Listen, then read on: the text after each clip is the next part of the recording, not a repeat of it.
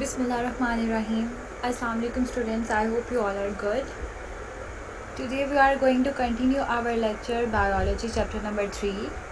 Last time हमने जो last lecture में discuss किया था वो था conservation of biodiversity. आज हम लोगों ने binomial nomenclature के बारे में पढ़ा था. उसके अलावा हम लोगों ने पढ़ा था status of viruses के बारे में and kingdoms के बारे में. जो लास्ट टॉपिक था कंजर्वेशन ऑफ बायोडाइवर्सिटी, उसी से ही रिलेटेड हमारा नेक्स्ट टॉपिक है impact of human beings on biodiversity. Human beings का हमारी बायोडाइवर्सिटी पे क्या इम्पैक्ट पड़ता है, यानी कि हमारा बायोडाइवर्सिटी पे क्या इम्पैक्ट है.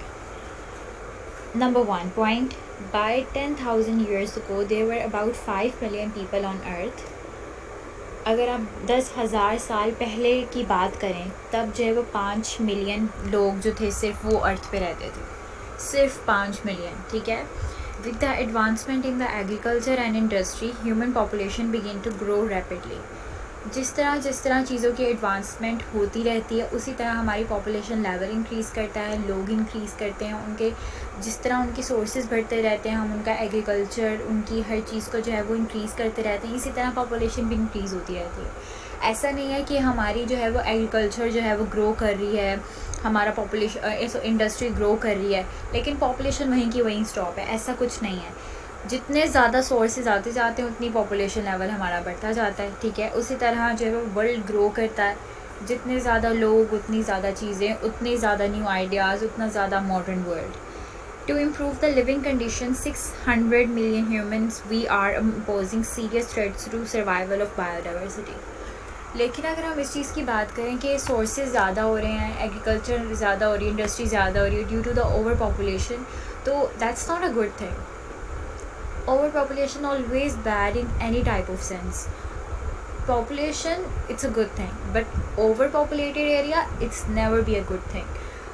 Maybe कुछ एरियाज़ अभी भी इस वर्ल्ड में ऐसे हैं जहाँ पर एग्रीकल्चर नहीं है, जहाँ पर इंडस्ट्रीज़ नहीं है, जहाँ पर प्रॉपर फूड नहीं है, जहाँ पर सैनिटरी नहीं है. There is a lot of bad conditions in this world कि लोग बहुत ज़्यादा सफ़र कर रहे हैं उन चीज़ों से. तो हमारा जो मेन क्राइटेरिया है अपनी बायोडाइवर्सिटी को बचाने के लिए, अपनी ज़िंदगी को बचाने के लिए, वो सबसे पहला you have to do the planning about the population. Newly married couples have to plan their further life about the babies. ठीक है. जिस तरह से ओवर पॉपुलेशन को ख़त्म किया जा सकता है उन चीज़ों के बारे में प्लान करना चाहिए, ना कि आपको ये सोचना चाहिए कि पॉपुलेशन तो बढ़ी है, हम ये सोचें कि आर्टिफिशली एग्रीकल्चर कैसे ग्रो करें, क्योंकि पॉपुलेशन बहुत ज़्यादा हो गई है और नेचुरल रिसोर्सेज कम हो गए. इसीलिए लोग जो है वो आर्टिफिशियल वेज से चीज़ों को प्रोड्यूस करना शुरू हो गए हैं कि ह्यूमन बींग्स की नीड्स पूरी हो सकें. लेकिन बेसिकली उनकी टेम्परेरी नीड्स तो पूरी हो जाती हैं, लेकिन अगर हम परमानेंट लेवल की बात करें तो there is a complete lack of nutrients, lack of calcium, lack of a lot of things, a lot of deficiency in human body, in animals. बहुत इस वक्त जो है हमारा इस मॉडर्न एरा में हर चीज़ जो है वो किसी ना किसी चीज़ से सफ़र कर रही है. रिसोर्सेज तो कहीं ना कहीं अभी भी अल्लाह ताला की मर्ज़ी से अभी भी बहुत से रिसोर्सेज इस दुनिया में हैं, लेकिन पॉपुलेशन के बढ़ते लेवल तक जो है वो बहुत एरियाज़ पे ऐसे हो चुका हुआ है कि वहाँ पे रिसोर्सेज नहीं है. हम लोग तो अल्हम्दुलिल्लाह हम लोग तो सफ़र नहीं कर रहे, लेकिन बहुत से ऐसे जगह हैं जहाँ पे प्रॉपर जो है वो कोई भी सिस्टम अवेलेबल नहीं है. ठीक है. जिसकी वजह से बायोडाइवर्सिटी पे बहुत बुरे इम्पैक्ट्स पड़ रहे हैं. हैबिटेट लॉस हो रहा है, डिफॉरेस्टेशन हो रही है, ओवर हंटिंग हो रही है. These are the introduction of removal of species, pollution and climate change major cause of extinction. अब हमारी सोसाइटी में एक्सटिंक्शन की सबसे बड़ी वजह क्या है?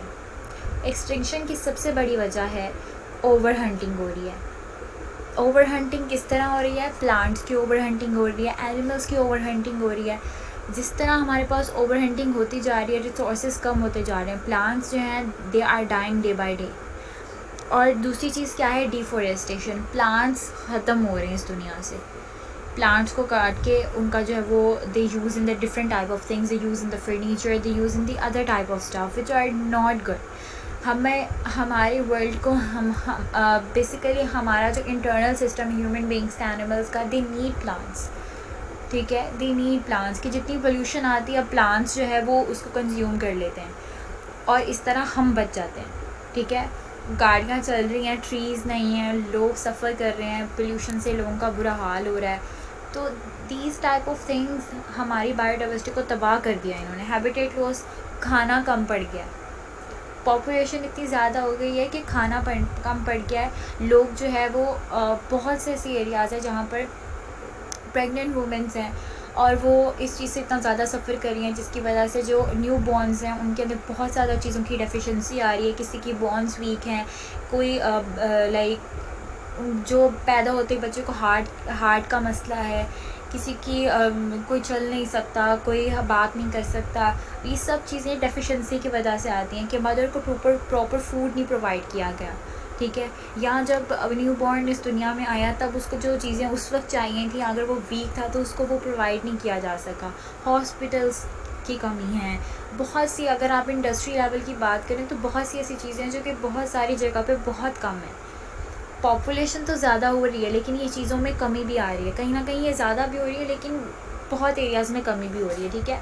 और जितना ज़्यादा डिफोरेस्टेशन होगी, पोल्यूशन ज़्यादा होगा और यही चीज़ें जो है वो हमारी एक्सटिंक्शन की तरफ जा रही हैं। यानी कि जो चीज़ें हमारी लाइफ में, हमारी बायोडाइवर्सिटी में मेन रोल प्ले करती हैं, वो चीज़ें ख़त्म होती जा रही हैं। Habitat loss is probably the greatest threat to biodiversity on earth today. Habitat loss जिस तरह अभी हो भी चुका हुआ है कुछ एरियाज़ में, लेकिन अभी भी कुछ ऐसे एरियाज़ हैं जो कि इंडेंजर्ड है, उनको जो है वो थ्रेट दे दिया गया है कि अगर आप लोगों ने अभी भी क्रॉप्स पे, कल्चर पे, एग्रीकल्चर पे, अपने प्लांट्स पे काम नहीं किया तो अर्थ को ना डाए, ठीक है।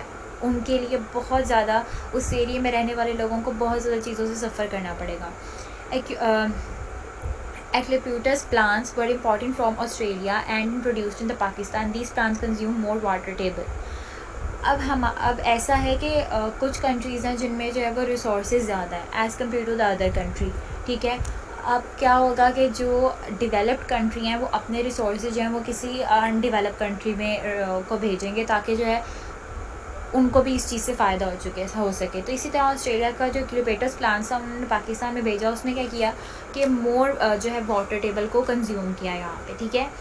अब अगर हम लोग यहाँ पे बात करें परसेंटेजेस की तो यहाँ पे क्या है, स्पीशीज़ का जो इंट्रोडक्शन है, यानी कि स्पीशीज़ के बारे में बात करें तो they are going to die 39%, hunting हो रही है 23%, हैबिटेट डिस्ट्रक्शन हो रही है 36%, और बाकी जो दूसरी चीज़ें हो रही हैं वो है 2%। तो ये हमारे पास एक बेसिकली बायोडाइवर्सिटी का इम्पैक्ट पड़ रहा है ह्यूमन लाइफ पे कि जो चीज़ें हो रही हैं उनकी क्या क्या परसेंटेज। आपने ये परसेंटेज एज इट इज़ याद करनी है, MCQs में आ सकती हैं। और अगर आपको ये टॉपिक आए प्लीज़ मस्ट ड्रॉ डायग्राम के बगैर जो है आपका क्वेश्चन इज़ इनकम्प्लीट। डायग्राम्स मुश्किल तो है ही नहीं, अभी तक हमने जितनी भी डायग्राम्स किए हैं चैप्टर नंबर 1, 2 एंड 3 में, कोई भी diagram I don't think so difficult थी। आपको डायग्राम जो है you must have to draw the diagram, ठीक है। नेक्स्ट जो है हमारे पास एक एग्जांपल है सी स्टार की। Sea star basically starfish eat mussels. If sea stars are removed from a region in ocean, mussels rapidly increase in number. कुछ ऐसे सोर्सेज भी हो रहे हैं यहाँ पर जो कि हमारे सामने नहीं हो रहे लेकिन अंडर वाटर हो रहे हैं। फ़िशेस क्या कर रही हैं, जो हेल्दी फ़िशेस जिनकी हमें ज़रूरत है वो फ़िशेस अपनी ही दूसरी स्पीशी को जो है वो कंज्यूम कर रही हैं अपने फूड के लिए। तो अगर हम सी स्टार को जो है वो एक रीजन से हटा के किसी ओशन में फेंक दें, ठीक है, तो क्या होगा, म्यूजल्स जो है वो रैपिडली इंक्रीज़ करेंगे। Large number of mussels prey on small animals and become dangerous for their existence. अगर म्यूजल्स जो हैं वो ज़्यादा हो जाएंगे नंबर में, ठीक है, वो स्मॉल एनिमल्स पर डिपेंड करेंगे। अब सी स्टार म्यूजल्स को खाती थी, ठीक है, और म्यूजल्स जो हैं जब वो इंक्रीज़ कर जाएंगे तो वो क्या होंगे, वो छोटे छोटे एनिमल्स के पीछे पड़ जाएंगे और क्या होगा, वो डेंजरस हो जाएंगे एग्जिस्टेंस के लिए। तो हर एनिमल जो है वो दूसरे स्पीशी को कंज्यूम कर रहा है, तो किसी भी तरह से हमने ऐसे करना है कि उस स्पीशी को बचा लेना है जो कि ज़्यादा डेंजर नहीं है, जिसके ओशन में होने से ज़्यादा किसी को नुकसान नहीं होगा, ताकि अगर वो किसी डेंजरस स्पीशी को खा भी रही है या उसको कंज्यूम भी कर रही है तो उससे हमें कोई फ़र्क ना पड़े, ठीक है। Next is deforestation and over hunting. अभी हम लोगों ने बायोडाइवर्सिटी में जो बात की है, इम्पैक्ट पड़ रहा है ह्यूमन बींग्स का बायोडाइवर्सिटी के ऊपर, वो बेसिकली क्या इम्पैक्ट पड़ रहा है, ठीक है।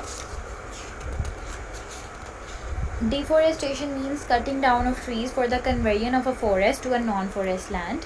कटिंग डाउन, डिफॉरेस्टेशन का मतलब क्या है कि ट्रीज़ जो हैं वो कट डाउन हो रहे हैं, ठीक है। Conversion of forest to non forest land, यानी कि जो एक फॉरेस्ट प्रॉपर ग्रीनरी एरिया था वो बिल्कुल ही घास फूस की तरह बन गया है, वहाँ पे कोई ट्रीज़ नहीं है, कुछ नहीं है, वहाँ पे डिफॉरेस्टेशन हो चुकी हुई है।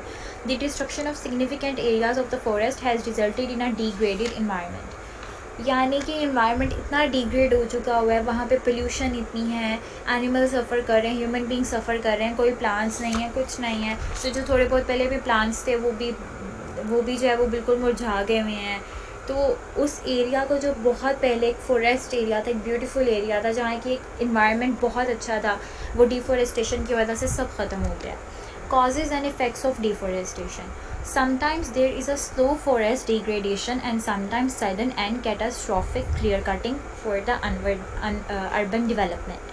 उन्होंने कहा सबसे पहले जो है वो एक स्लो फॉरेस्ट की डिग्रेडेशन होती थी, यानी कि आहिस्ता आहिस्ता फॉरेस्ट को ख़त्म किया जाता था, लेकिन अब जो है वो उन्होंने इतनी तेज़ी से ट्रीज़ को गिराना शुरू कर दिया, प्लांट्स की कटिंग करना शुरू कर दिया है कि क्या हो रहा है, अर्बन डेवलपमेंट जो है ना वो इफेक्ट हो रही है इससे, ठीक है। Deforestation can be result of deliberate removal of forest for would agriculture और अर्बन डेवलपमेंट। अब जो है बेसिकली अर्बन डेवलपमेंट के लिए वो लोग क्या कर रहे हैं, ट्रीज़ को कट कर रहे हैं, अपनी इंडस्ट्री में यूज़ कर रहे हैं, कोई फर्नीचर बना रहा है, कोई टेबल बना रहा है उसका, या किसी और पर्पज़ के लिए प्लांट्स को यूज़ किया जा रहा है, मेडिसिन के लिए यूज़ किया जा रहा है, या किसी और पर्पज़ के लिए यूज़ किया जा रहा है, जो बेसिकली क्या है, बहुत ही बुरा है बायोडाइवर्सिटी के लिए, हमारे लिविंग स्टाइल के लिए। तो ये उसका मेजर कॉज है डिफॉरेस्टेशन का।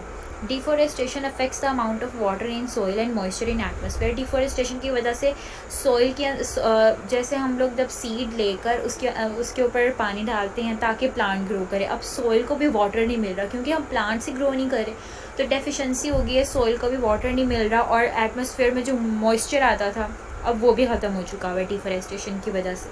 When there are no trees to keep soil in place, there are more chances of soil ruin। जब वाटर जो है वो सॉइल पे नहीं जा रहा, सॉइल पर कोई प्लांट नहीं उग रहा, तो वहाँ पे क्या आ जाएगी, सॉइल रुइन होना शुरू हो जाएगी। Heavy rainfall washes soil into river. फिर क्या होगा, सॉइल रुइन होगी तो जब कभी बारिश होगी तो वही पानी जो है वो रिवर में जाएगा। Essential nutrients are washed out of the soil. तो जब बारिश होगी और वो सॉइल रुइन की वजह से जो हमारे पास मेजर पार्टिकल्स होते हैं सॉइल के अंदर, जिसकी वजह से हमारे पास एक प्रॉपर सीड जो है वो रूट्स में, शूट में, प्लांट में ग्रो करता है, वो न्यूट्रिएंट्स तो बह जाएंगे, उनका तो हमारे पास कोई जो हमारे पास एसेंशियल न्यूट्रिएंट्स पहले एज अ प्लांट या एज अ सीड की सूरत में आते थे वो आना बंद हो जाएंगे।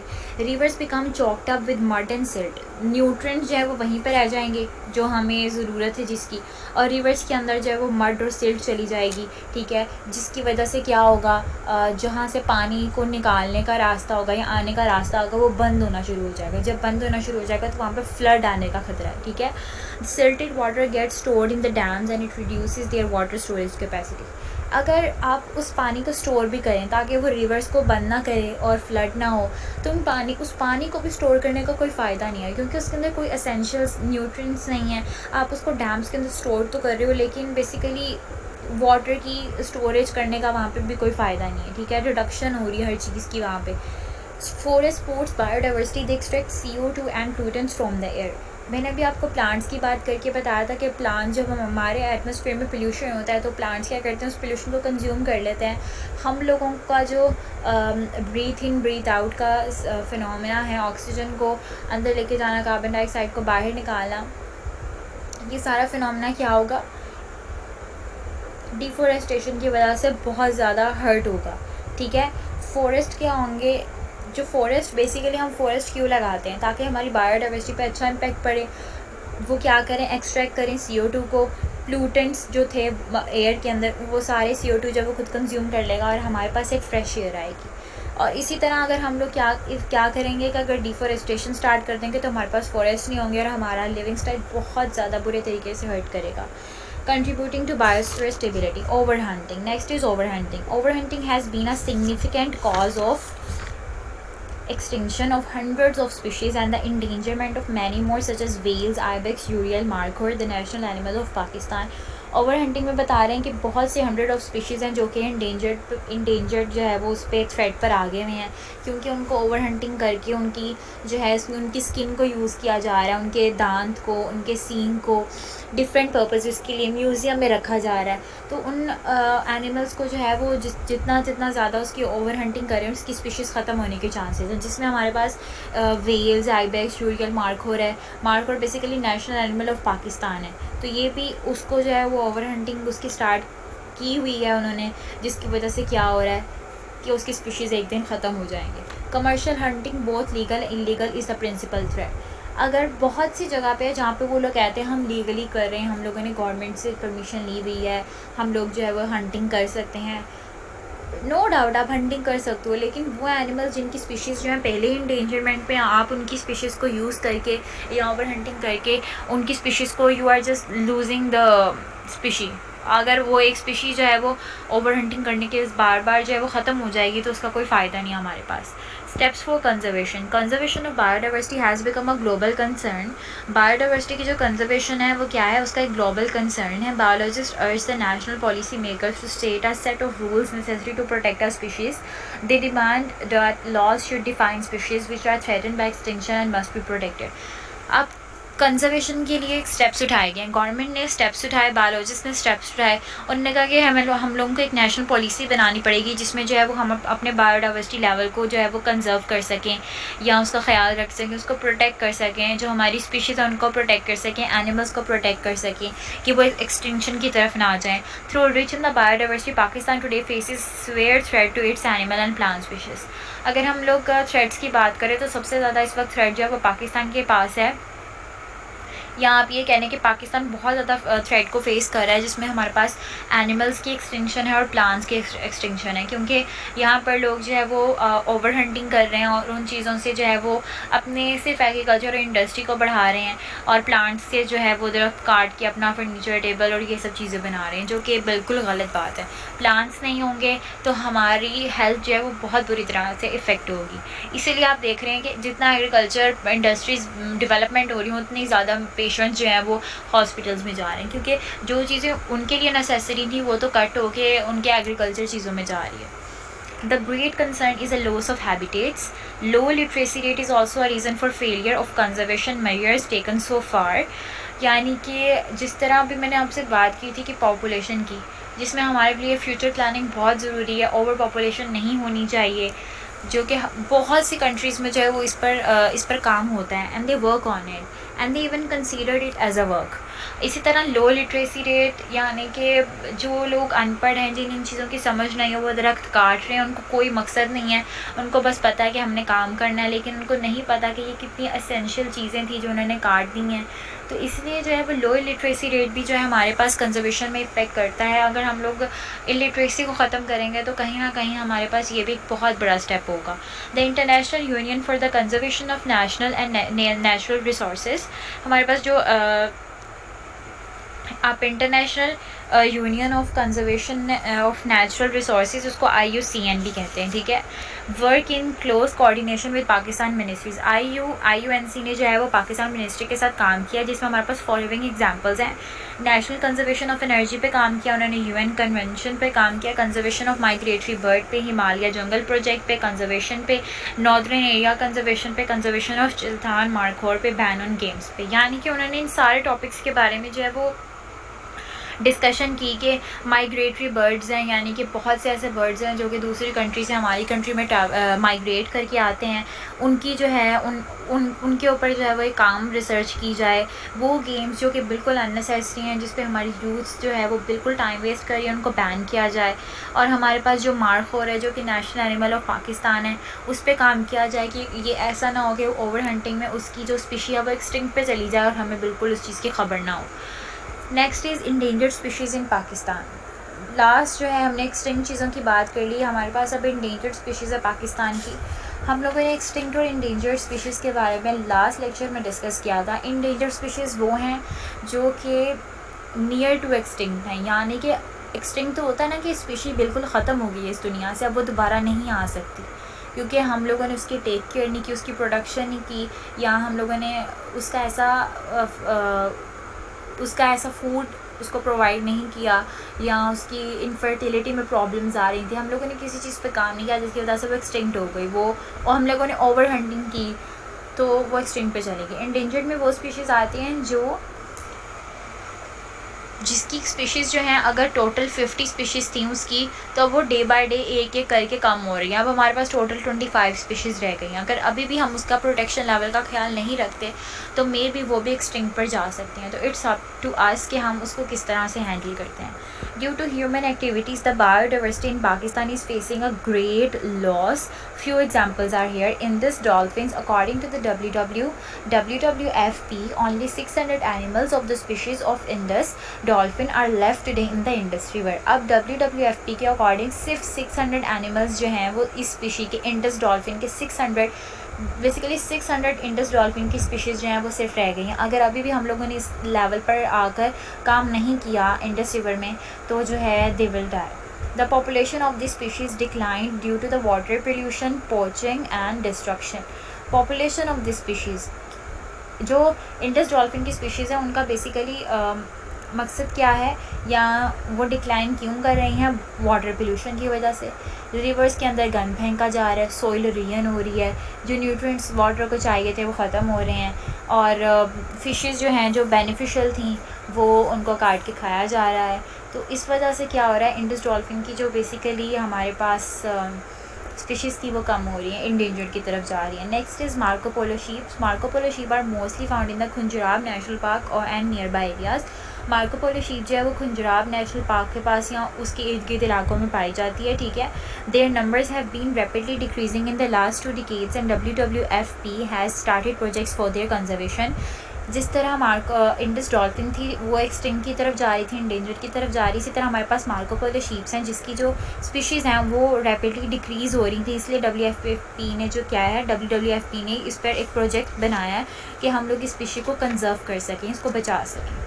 Next is houbara bustard. Houbara bustard का हमारे पास है this is a bird basically, ये बर्ड का नेम है। This bird flies to Pakistan in winter season from former Soviet territory and settles in the Cholistan and Thar deserts.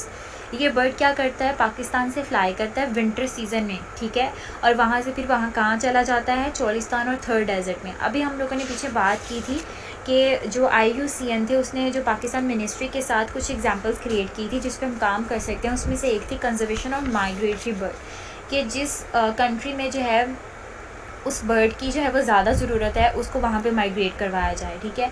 इसी तरह अगर थर और चोलिस्तान में होबारा बस्टर्ड की जो थी वो वहाँ पे माइग्रेशन होती है, ठीक है।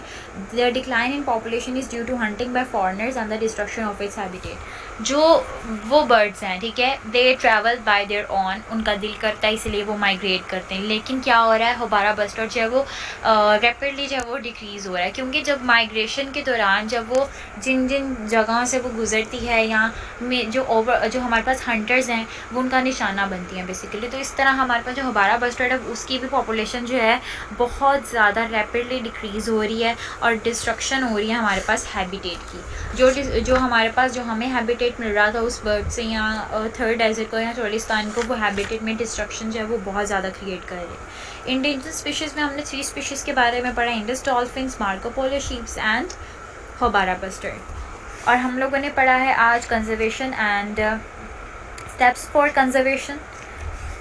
हम लोगों ने पढ़ा है causes and effects of deforestation and over hunting, and then we discuss about the deforestation and over hunting side effects. और हमने सी स्टार के बारे में पढ़ा, and the most important thing हमने पढ़ा impact of human beings on biodiversity, और हमने इसकी परसेंटेजेस याद की हैं, ठीक है। Percentages are more important. Other than this, इस पूरे टॉपिक में से आपको causes and effects of deforestation आ सकते हैं, ये बहुत इंपॉर्टेंट है, और आपको स्टेप्स ऑफ फॉर कंजर्वेशन ये भी आ सकते हैं, और इंडेंजर्ड स्पीशी में से आपको इन तीनों में से किसी एक पर नोट लिखने के लिए आ सकता है, या तीनों भी आ सकते हैं, इट्स अप टू देम कि वो आपको एज अ लॉन्ग क्वेश्चन दे रहे हैं, एज अ शॉर्ट क्वेश्चन दे रहे हैं। So that was the chapter number 3। सो हमारा चैप्टर नंबर 3 भी जो है वो कंप्लीट हो गया। इस पूरे चैप्टर में हमने बायोडाइवर्सिटी के बारे में पढ़ा, उसकी कंजर्वेशन, उसकी सिग्निफिकेंस, बायोनोमिनक्लेचर के बारे में, किंगडम्स के बारे में हमने पढ़ा, किस तरह किंगडम्स को डिवाइड किया, साइंटिस्ट के नेम्स के बारे में पढ़ा, साइंटिस्ट के वर्क्स के बारे में पढ़ा हम लोगों ने। और जो सब कुछ ये रिलेटेड था वो था हमारी ह्यूमन लाइफ से रेलिवेंट, ठीक है। जो हमारे पास आप कह लें कि एक स्पीशी के बारे में था सब कुछ, या उस स्पीशी से रेलिवेंट और स्पीशीज़ के बारे में था। तो we are completed our third chapter. I hope you guys understand very well. If you have any type of question, you can ask me in the comment box freely and frankly. Best of luck, and we will meet in our next lecture with the new chapter. And I hope for your good deeds. Allah Hafiz.